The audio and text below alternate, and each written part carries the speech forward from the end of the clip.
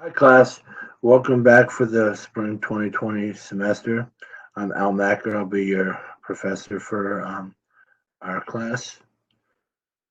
A little bit about me. I've been teaching here at Marist for 5 years. My 5 year anniversary was a couple weeks ago when I accepted a position back here. I have my bachelor's from St. John's University in Jamaica, New York, where I also worked for the basketball program as a student advisor and tutor. I have my master's from here at Marist. I got that in 2004. In addition to my work here at Marist, I'm the full-time IT director of Greystone Programs. It's a nonprofit healthcare environment that houses and has day services for people with autism and other developmental disabilities. I'm married 20 years now. I have a 16-year-old daughter and a 13-year-old son who are both avid soccer players, and my daughter is engaged in her own college search as we meet. Free time, don't have much of it between Marist, Greystone, and soccer dadding, but I do like sports on television. I'm a Buffalo Bills fan for NFL, not much into baseball. Big Arsenal fan for soccer, Islander fan for hockey, and I follow the Marist and St. John's College programs. So, with that, you'll learn a lot more about me throughout the semester. I believe, like our forum question says, that our classes are an extension of my family, so they'll have plenty of opportunities to get to know me. I hope you're welcome to sharing about you. So, let me bring up our syllabus and we'll start looking at what we're going to do this semester.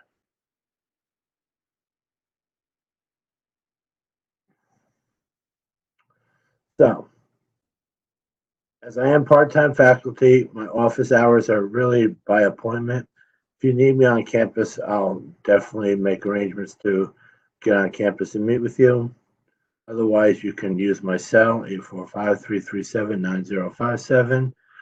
I ask that if you want to speak to me, just send me a text saying, hey, Al, I need to speak with you, and tell me who you are because I don't have your numbers as contacts. I'd like to know who I'm talking to. So please do that. Text is always fine. Email address is here, alexander.macker@marist.edu. It's just as simple to use the messaging tab within iLearn. Our text that is required, whether you buy or rent or use the electronic version of the book, you do need the 16th edition. It has a published date of this year.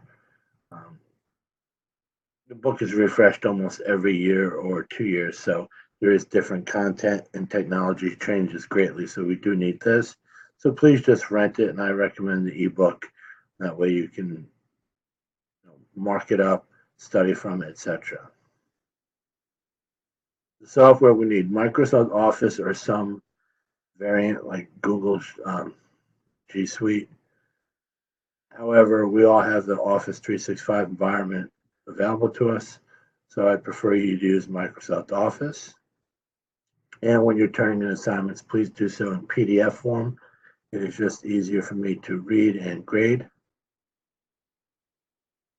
While we're all here, I think only one of us in class has a major, even remotely technical related, and that's the goal of this class. It's really geared towards management, finance type majors.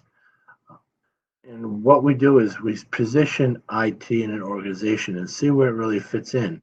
And why do you take this? Because you'll deal with the systems we look at in class, and you'll deal with people like me for your entire careers. So you get an understanding of what makes up information technology. That's really the hardware, networking, and security, and data management around a system. Then we'll look at a minute how it compares to management information system, which is we throw in software and processing to take data and make it useful, and our users. We're going to explore emerging technologies. 4 years ago, when I started teaching this class, AI was prevalent, but not really where it is today. Now we see advertisements and social media and posts everywhere about AI, whether it's IBM's Watson, whether it's Microsoft AI, um, it's everywhere. So we'll look at how emerging technologies are changing the way we all interact with things. Lastly, the question I posed at the beginning of the description, does IT matter? Of course it does.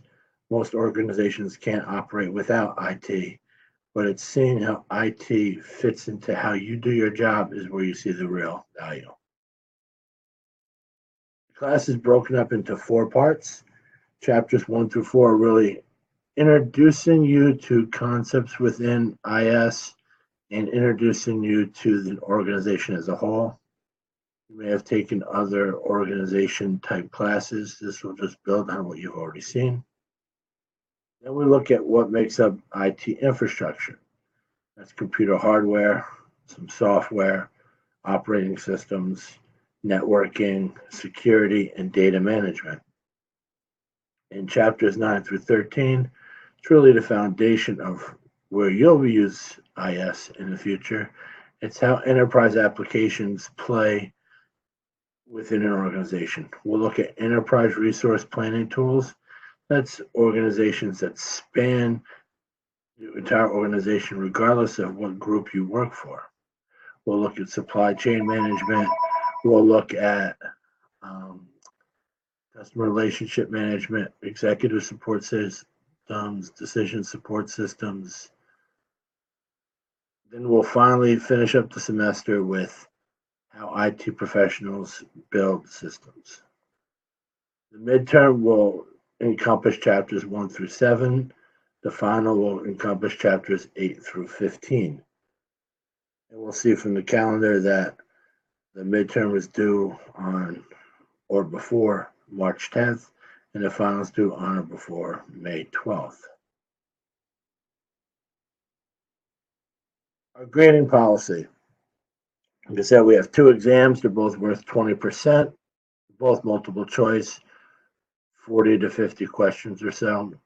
We used to have written exams where, there was leeway for grading based on your writing styles, how I've gotten to know you, but through using the course evaluations, I've seen to believe you all prefer multiple choice. So that's what we're given. This IBM Watson AI semester paper, until last semester, was an individual project. Now it's a group project, and it's exploring either IBM Watson's cognitive machine learning system, originally built to play the 2 to 3 Jeopardy champions who just recently did this Tournament of Champions show within Jeopardy, actually beat them, and see where Watson is in today's world. Watson is big in weather forecasting, cancer research, other medical fields, sports, marketing, supply chain. It's everywhere. Or we can look at other avenues within AI. I mentioned Microsoft before. Their AI platform is big within the NFL. IBM Watson is big with fantasy football and showing TV stations what highlights the show from sports or what news people care about for the nightly news, and showing what we should be showing in those forecasts in those newscasts. Quizzes. We'll have about 10 or 11 of them throughout the semester. We typically don't quiz chapters 8 and 15.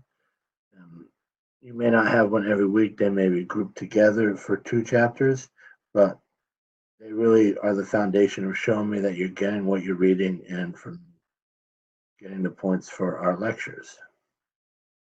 Class participation is made up of the forum questions, of which I'll post maybe every other week a question. There's one up now about who I am. That forum replaces the walk around the classroom and getting to know everybody. And the other part of participation is your homeworks. Each homework is a video case with a few questions based on that given week's chapter. Attendance, as this is an online class, we don't actively take attendance because you can watch this video whenever you want. But attendance will be judged by the embedded question that I ask you within a video. So each video lecture, of which there'll be one per chapter, there'll be a question of some sorts that could pertain to the chapter. It could be a current event or it could be something about me, but that's how we judge attendance. Excuse the phone ring. I'm sorry about that. Collaboration. We have a group project that goes throughout the entire semester. We're the same groups for the IBM Watson paper.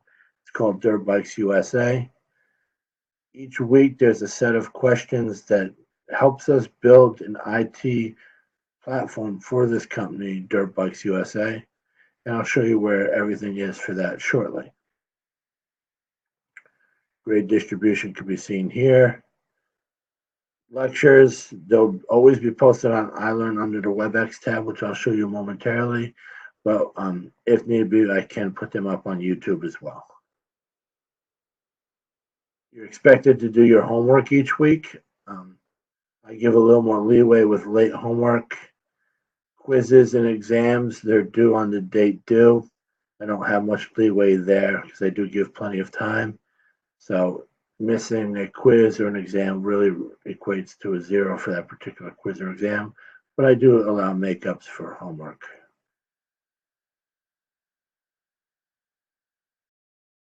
Our calendar is, tentative. It can change based on how we're doing in class. It's based on a Tuesday, so all the dates are Tuesday related. I'm sorry for posting this video a day late. As I said, 310 is our midterm, 512 is our final, and our first group presentation is due on January 28th. And the expectation from each group is that you'll prepare a slideshow, whether it's in Google Sheets or in PowerPoint, and you will record a presentation for me. You'll send it to me, and then I'll forward it on to the class so everyone can see your work. And we can build on the next chapter from the previous chapter's work. So any questions on the syllabus, feel free to reach out to me, and I'll gladly discuss with you. Now I'm going to stop sharing Word and bring up our iLearn site.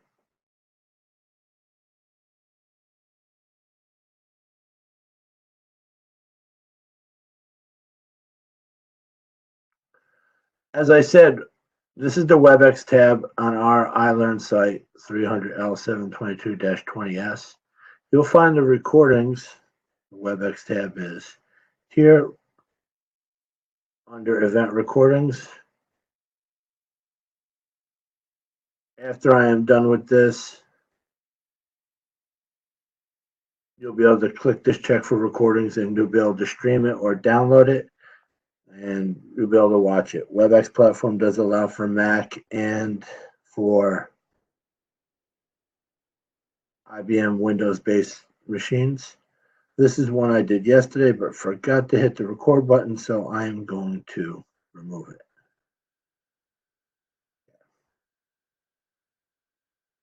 So our homepage, I get notified of new messages and new forums here. A couple of people have already posted to the forums. So by all means, utilize messages within iLearn to get in touch with me. I check mail multiple times a day, so I will not miss your note. Any announcements for due dates and such will be posted here and on the homepage. Our forums, I do grade them. As we see here, Madison got 100 on hers. Congratulations on that, Maddie. But here's the question. I believe our semester is an extension of our families in 4-month blocks, even more so in an online class where some of us may never meet. There should be a T there, sorry.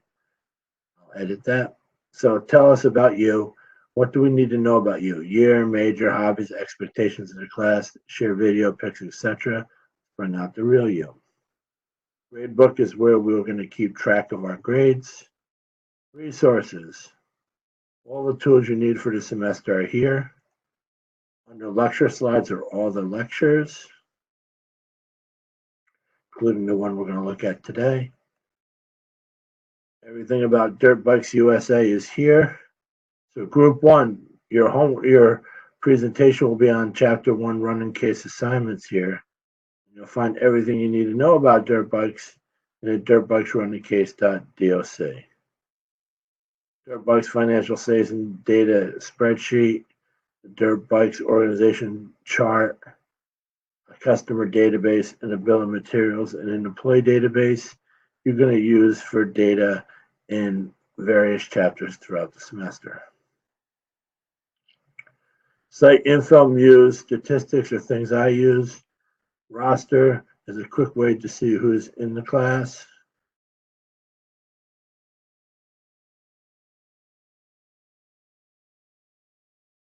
Chat room.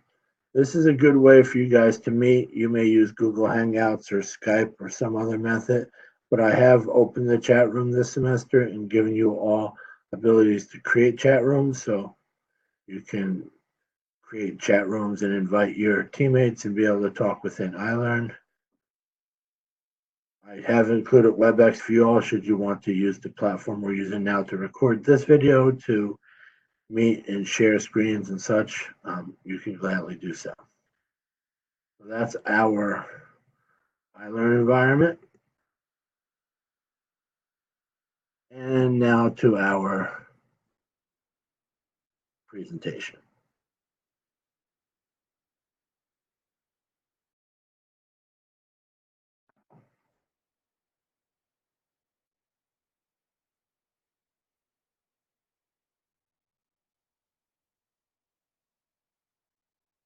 So chapter 1, Information Systems in Global Business Today. It's one of the longer chapters of our text. We're going to look to see how information systems are transforming business and why they're essential. We'll look at what an information system is. And we'll look at how MIS may help our career.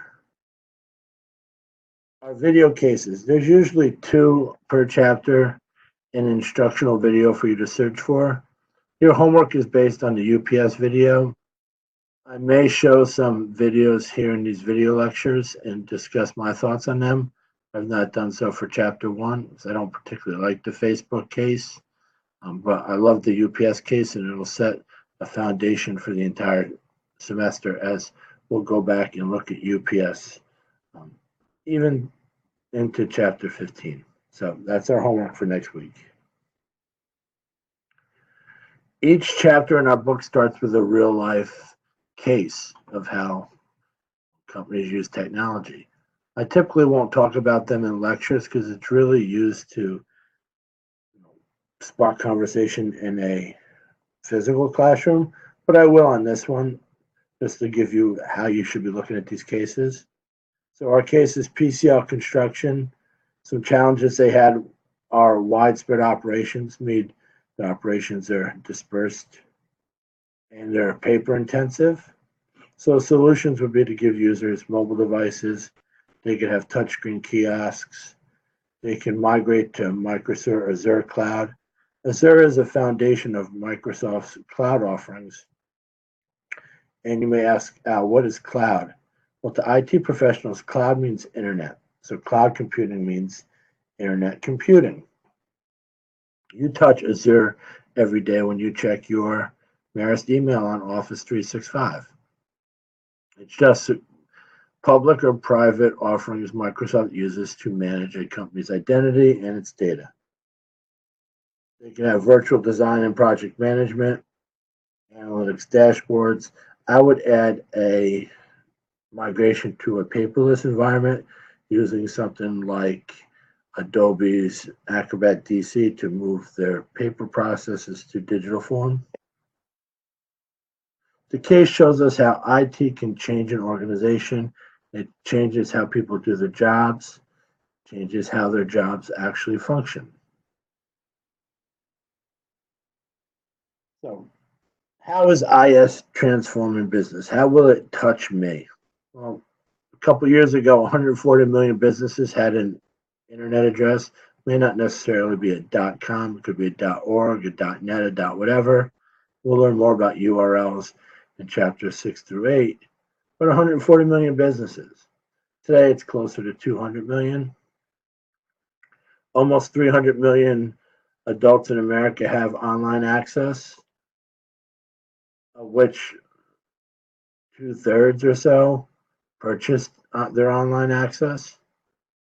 269 million people have smartphones, and 200 million use social networking. And realize a couple things. So many people have mobile phones because our cell phone carriers really were smart in saying these phones are costing as much as computers these days. Let's let people lease them from us. So a $30 hit a month isn't as bad as a $1,200 initial offering. So now we can affordably put technology in people's hands who may not have been able to afford it before, or who could afford it and simply didn't want to spend. So it was smart of them to be able to start leasing. Same thing with internet access. Price of high-speed internet access has dropped exponentially in the last 10 years, thus making it possible for most Americans to have internet access. There are some parts of our country where it's very difficult to get online. I think the Appalachian Mountains, the Rocky Mountains, and some rural parts of Maine, Alaska, as well as the southern part of the United States, but that's mainly because of per capita income.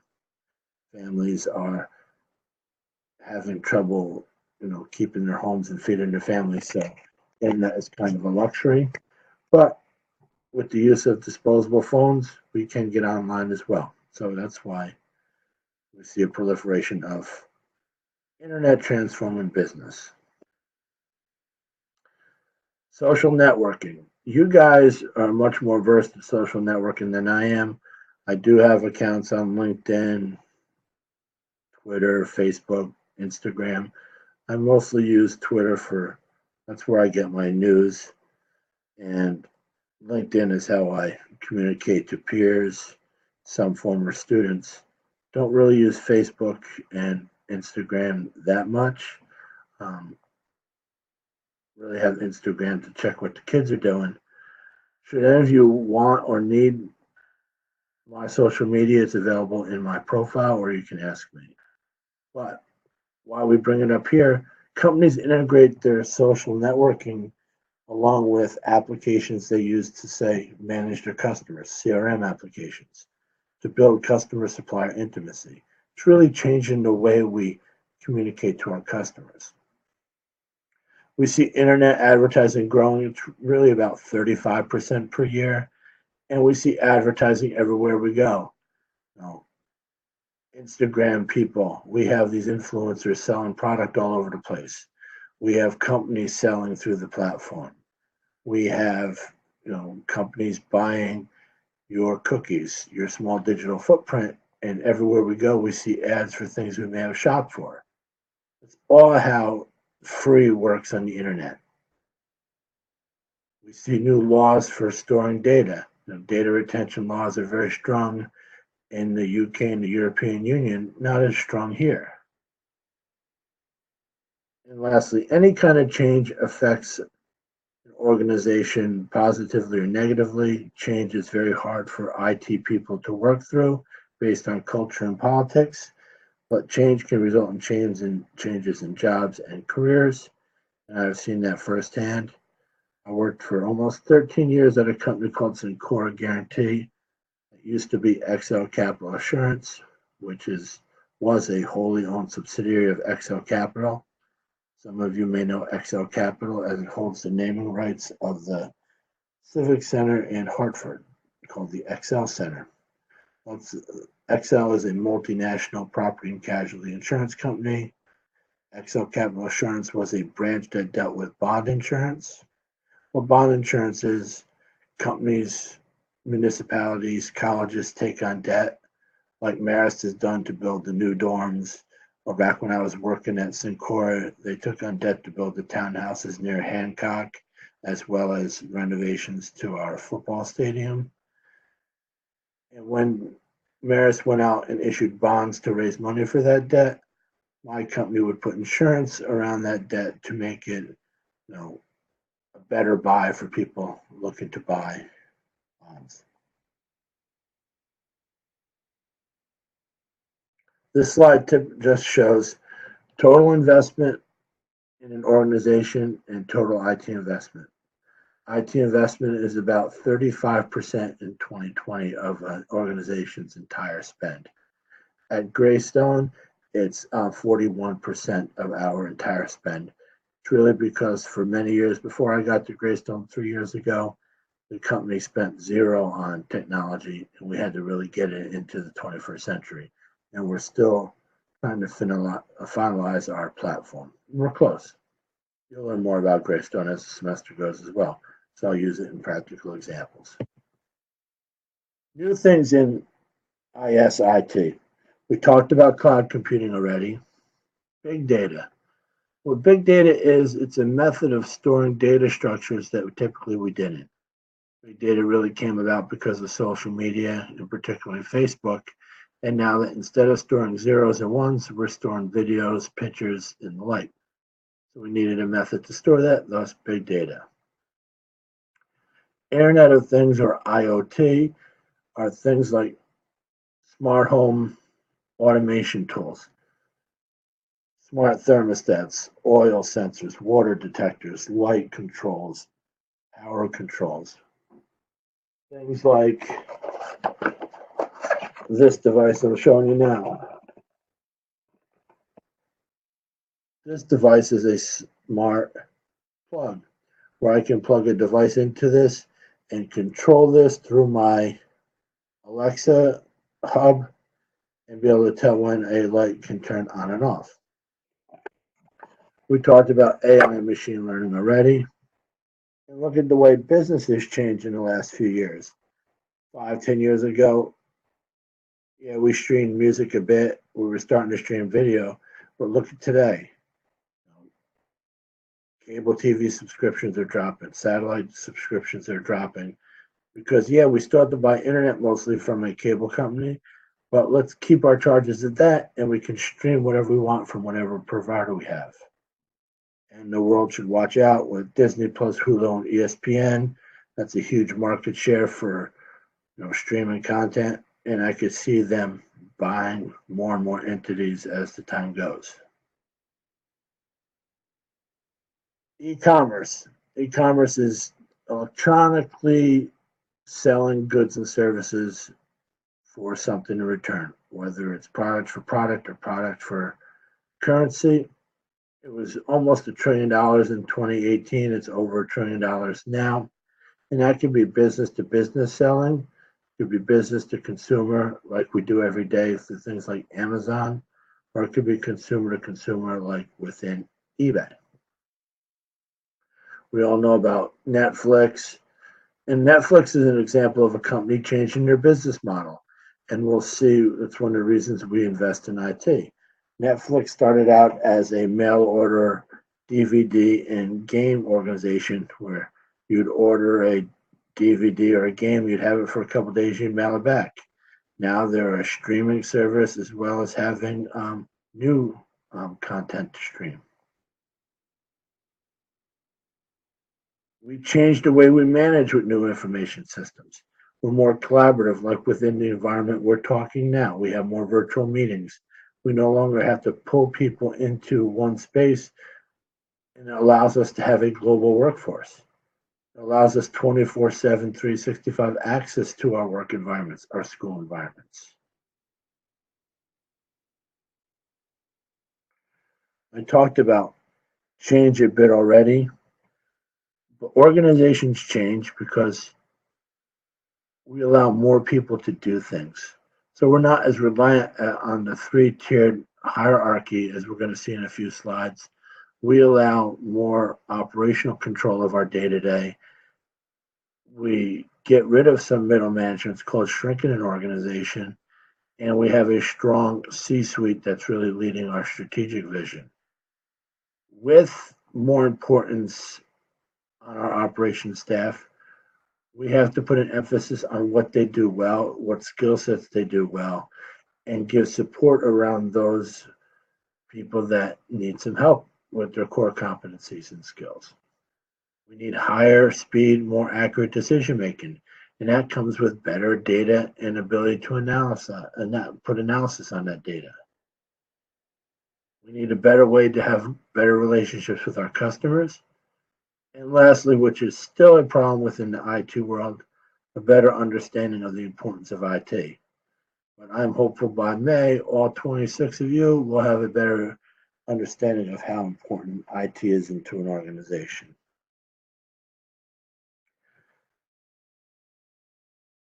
The interactive sessions, there's a couple of them usually in each chapter. I usually don't go over them in an online course, but this one will be your proof to me that you watched the lecture. So this is our embedded question.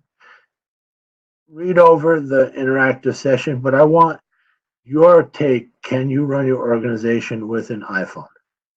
My take is I can, because I can do every bit of my day from my iPhone. I have all the applications I need to manage Greystone's environment. I have all the tools I need to be able to run our class. Should I do so is another question, and I shouldn't, but I have the ability to do so. But I'd like you all's thoughts. You'll include this before your case homework. So one document, put the answer to can I run my company on an iPhone, then answer the questions to the UPS video case. Globalization. The internet and its low-cost access pretty much around the world allows us to work in a global platform. We're able to do business in countries we normally wouldn't be able to do business in. And I'll give an example or two. I recently bought my son a new pair of indoor soccer shoes. They're not turf, they're for gym floors. He wanted a particular pair that was only available in the UK. So we went to a partner we deal with in the UK called Pro Direct Soccer. They have a means to convert currency, convert language, and provide worldwide shipping. We were able to get these shoes at a great price. They came within a week, which is pretty good shipping from the UK, and everyone was happy.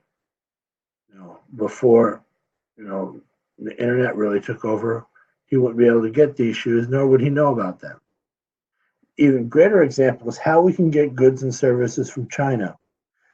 China's economy has boomed the last 10 years because of its willingness to go outside of their previously closed borders, and because most of the central to Pacific Ocean facing side of the country has high-speed internet. They are more progressive, allowing us to ship goods and services, manufacture goods and services in China at greatly reduced prices. Yeah, you're saying, Al, this year was kind of rough with trade agreements and such with China and the Trump administration and tariffs. But those are relaxing a little bit, and I would expect organizations to be able to get the raw materials for their supply chain at a good price again, and we'll be able to buy goods and services from China without too much tariff on them going forward. Working globally is a new bear, though. We have to know data retention laws. We need to know regular laws in the countries we're doing business with. We need to understand the skill set of the employees, and can we get skilled labor in those markets? What's the market in general? What's our environment going to look like? An environment to an organization is anything affecting the organization. It's not just what's readily available outside of us. I typically use the Marist campus and look at our environment. We have great transportation routes up and down Route 9, a quick 15-minute trip to I-87 for the New York State Thruway. We have the Hudson River. We have a couple airports within an hour and a half. We have 6 major airports within 2 hours of us. We have all of our other business partners, particularly IBM, within minutes from us. But now take that to, say, our Florence campus, where now we have to look totally different at that market. A digital firm is one that a significant amount of their business is all online. Their assets are online, their processing all online. And you can really think of Amazon and Google as prototypical digital firms. Digital firms offer greater flexibility, less office space, more remote work, more reliance on individuals, more work-life balance because we can work 24/7, 365. Lower cost transactions, and we'll learn what a transaction is probably next week or the week after.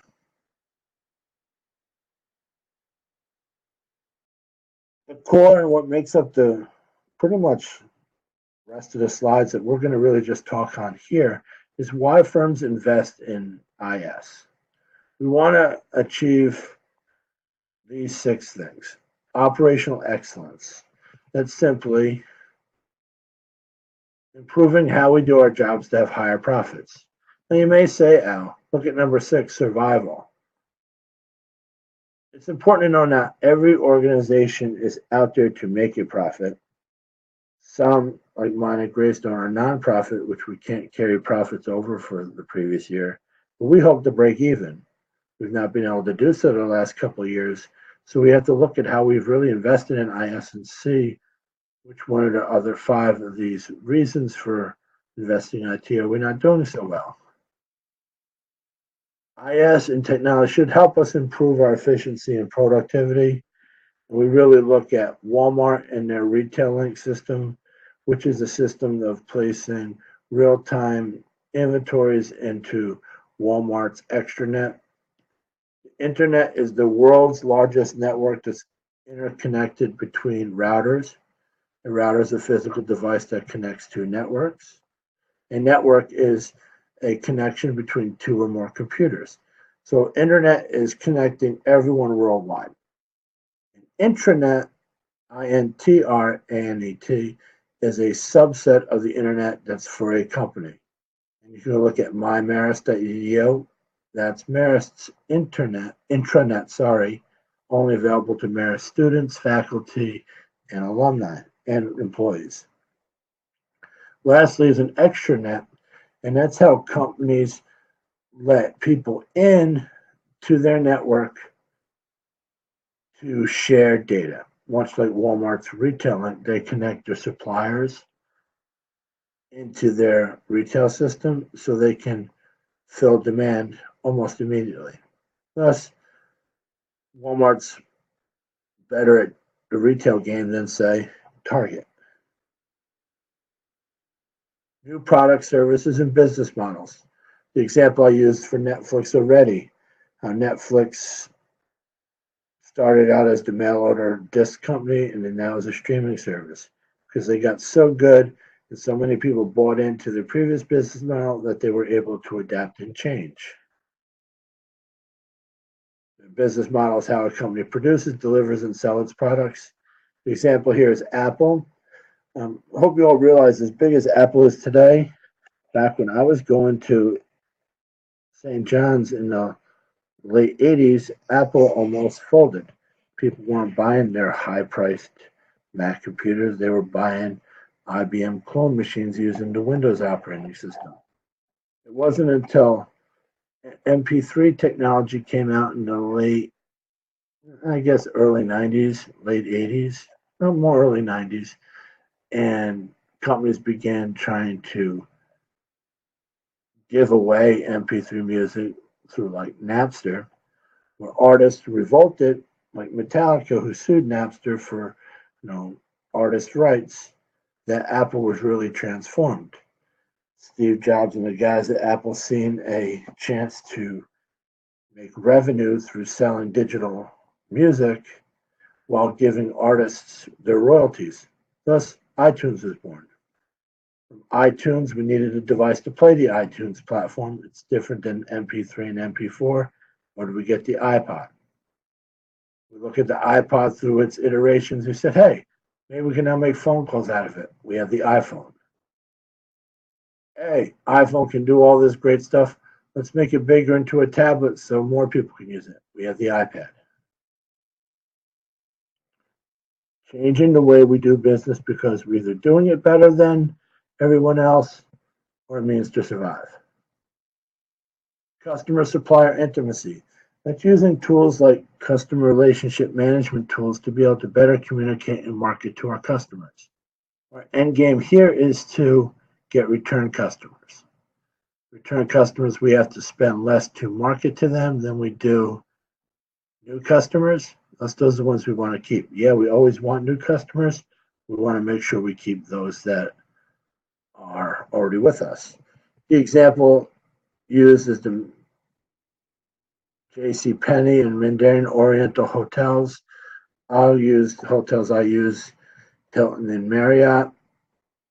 They keep close tabs on me by showing me places I've been, deals for places I've been. They give me the ability to choose my room, choose my amenities, etc. All using customer relation management tools along with transaction tools to know my tendencies, know what I want and don't want, and be able to market distinctly to me. Improve decision making, meaning we can't make decisions without data. Data is simply raw facts that we don't know anything about unless we process it. And we can look at that. How far is it here? Here. When we look at what is an information system, and I'll get back to it in a minute. But data is streams of raw facts that don't mean anything. If you look at me, my name's Al Macker. I live in Marlboro, New York. You all seen my email and cell phone. But all of those pieces of information separately mean nothing.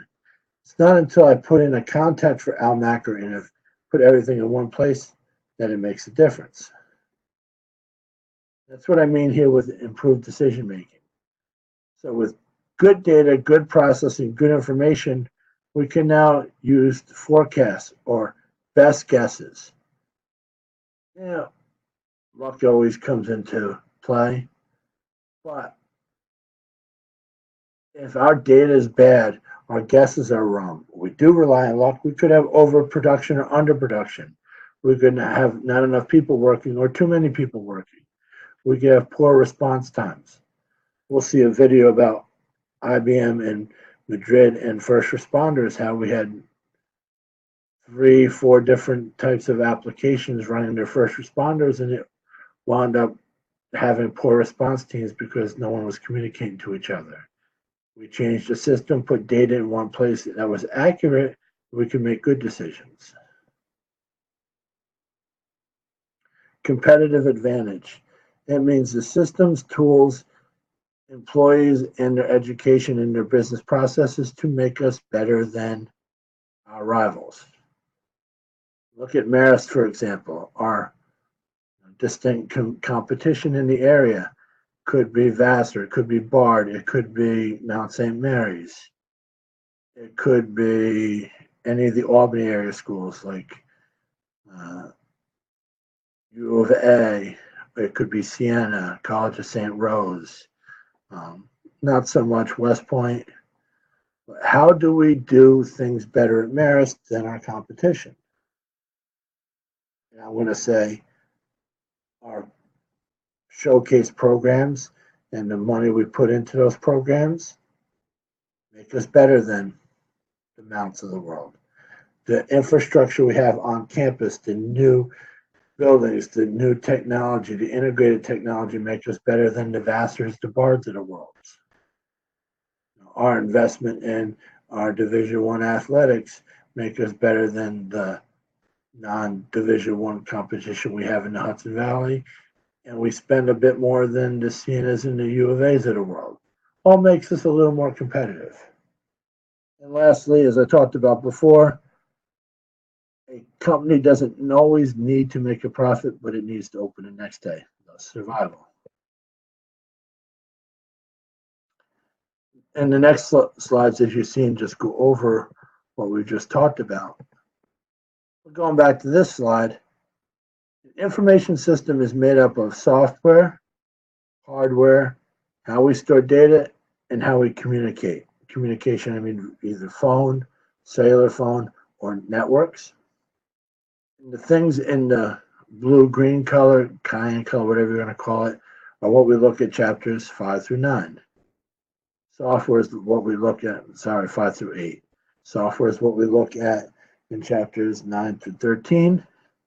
The business firm, where we look at business processes, how you do your jobs, and objectives, how we survive. So what we look at in chapters 1 through 4. Two missing pieces here are how we build the software, how we manage the data, and lastly, who uses the information system, and that's our end users. I'm going to stress the role of end users throughout the entire semester. There is no IT without end users. There is no IS without end users. There is no organization without its employees. An organization is built up of its employees first, its data second, and its business processes third, followed by its brand. So we've talked about what the information system is. We've talked about data and information. Here's a graphic depiction of what I told you about really myself. If we look at the left, it's a store inventory with an order number, a product description, and a price. Doesn't really mean much. Now, if we put it into a point of sale system and do some historical sales analysis, we see that Bright Dish Soap sold a little over 7,000 units and made $9,000 for us.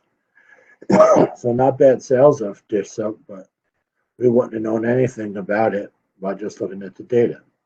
So an information system has inputs, processing, and outputs. So the input is whomever typed in this data for the inventory.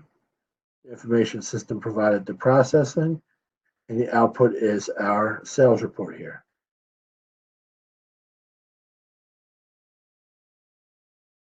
I look at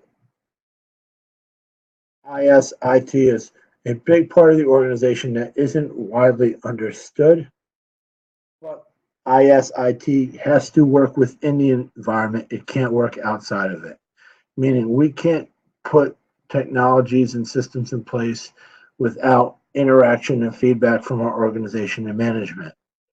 For a successful project to happen, we need management sponsorship and organizational use of our applications. Most new things in technology fail because of our users not wanting to change or not having management sponsorship and approval. An example from my career happened when I was at XL Capital Insurance. Really, when I first started there, I was the first IT person, then they brought in a manager, then they brought in a developer. Well, this manager didn't pay much attention to me, nor did I really need it, but she concentrated with the developer on building a deal management system. Had very little feedback from our organization or management. A year later and $2 million later, they launched the application. 2 months later, they shut the application and fired the two individuals because they built an application, spent so much money that really didn't work. Because no end user involvement, no management approval, no sponsorship led to the project to fail. We'll reference a hierarchy of an organization throughout the semester. We'll take a bottom-up approach to look at it. Our operational level, the purple level, is our day-to-day workers. Our sales people, our marketing people, our warehouse people, retail salespeople, cash register people, transaction people, could be bagging people, and it's the direct managers of those people. Middle management are things like scientists, knowledge workers, another tier of management above the operational managers, and lastly, senior management or the C-suite. Senior manager is responsible for our strategic vision or 3 to 5 years out. Middle management is really responsible for a year out or real time, and operational management is day to day.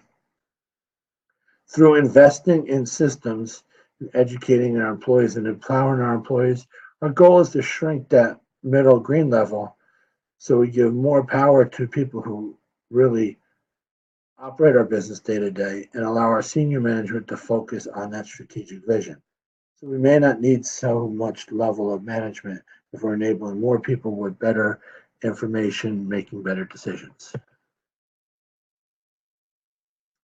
Any organization is built into functional areas. Things like sales, human resources, finance, manufacturing, production, IT, facilities, all of which have different ways to do their jobs or business processes, all come with a different culture, really how that operation works. Because most people in each of these functional areas will have a similar mindset, all with their own politics or their importance within an organization. That culture and politics is what IT people have to get through to be able to put change into an organization.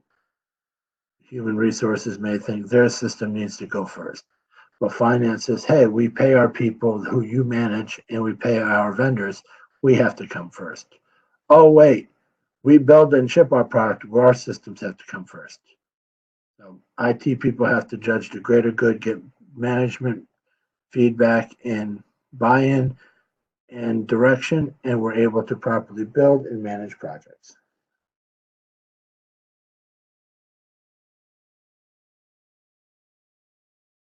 So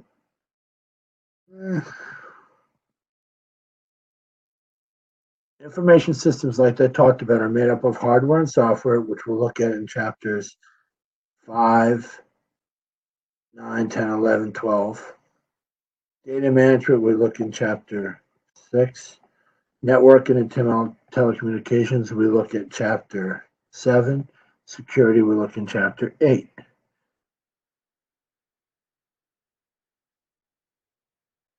I'm going to end our lecture talking about value of systems. We should think an information system should be able to create value. It should produce better results, more revenue, better strategic vision long term.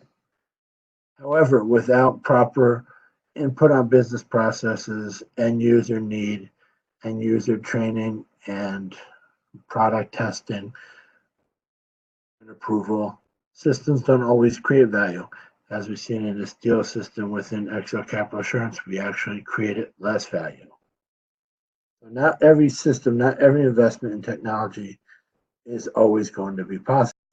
But our hope is if we've done our jobs properly, that results in productivity, revenue increases, and a better position long term.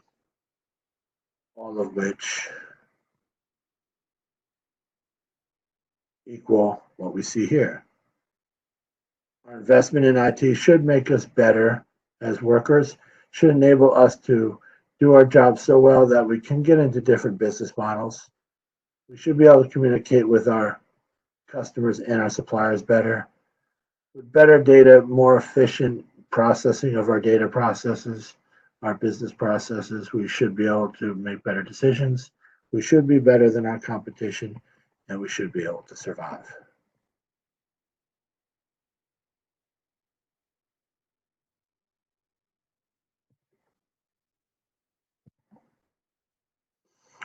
Each chapter will really end with how MIS will help my career.